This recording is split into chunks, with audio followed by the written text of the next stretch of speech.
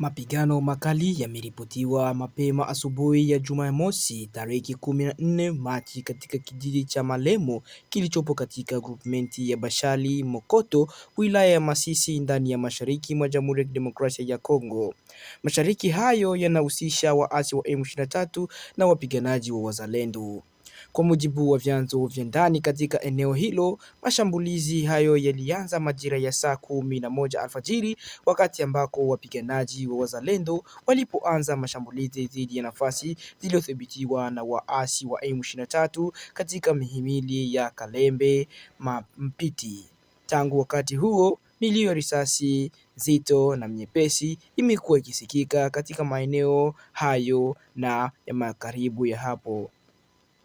Mapigano hayo hayakuwa ni mapigano ya kwanza, yalikuwa ni mapigano ambayo yalitukia tu kisha mapigano yingine kuripotiwa katika eneo la Kashuga, pia ndani ya eneo hilo la Bashali ambako Wazalendo waliripoti kushambulia tena nafasi za waasi wa M23. Msururu huu wa mashambulizi unaonyesha kuwa mtazamo wa kijeshi katika sehemu hilo inaendelea kuwa hatari. Hadi kufikia sasa hivi hatujapata hesabu zozote kuhusu watu ambao waliweza kupoteza maisha na pia waliojeruhiwa. Tukihamia huko Tanzania ambako watu 7 ambao walikuwa ni wahudumu wa afya waliweza kupoteza maisha kutokana na wimbi kubwa ambayo iliweza kuwapata wakiwa ndani ya ziwa Tanganyika. Ilikuwa ni tarehe 13 ya mwezi huu.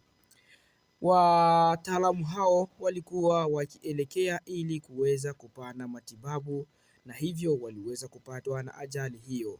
Kwa mujibu wa Rais Samia Suluhu Hassan ambaye aliweza kutoa maoni yake kuhusu jambo hilo, alisema kuwa kundi hilo lilikuwa likielekea katika kijiji cha Kagunga ili kutoa huduma, na kijiji hicho kinapatikana karibu tu na mpaka wa Burundi, lakini kwa bahati mbaya waliweza kufariki kabla ya kufika katika eneo hilo. Katika uchunguzi wa awali wa tukio hilo, watu wengine 18 ambao walikuwa katika chombo hicho cha usafiri, ni kusema boti, waliweza pia kupelekwa kwenye hospitali za karibu ili kuweza kupewa matibabu kutokana na ajali hiyo ambayo waliweza kupata. Wakati huo huo, vikosi vya uokoaji vikiendelea kufanya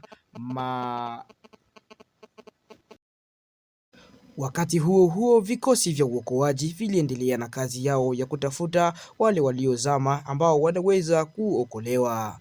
Ndiyo, hali hiyo haikutokea mara moja tu. Inaripotiwa kuwa hali hiyo imeweza kujitokea mara nyingine ambako wavuvi wawili walikuwa ndani ya ziwa Tanganyika wakiwa wanafanya kazi yao ya uloaji, ambako waliweza kupoteza maisha na wengine ambao walikuwa wakishirikiana nao kuweza kupelekwa kwenye hospitali za karibu ili kupewa matibabu, kwa kuwa boti yao iliweza kukumbwa na wimbi kubwa na kuweza kuharibika na hivyo waliweza kuzama. Matukio hayo mawili yameibua wasiwasi kuhusu usalama wa usafiri na shughuli za uvuvi katika ziwa hilo kubwa la Afrika, hasa wakati wa hali mbaya ya hewa ambayo mara nyingi husababisha upepo mkali na mawimbi makubwa.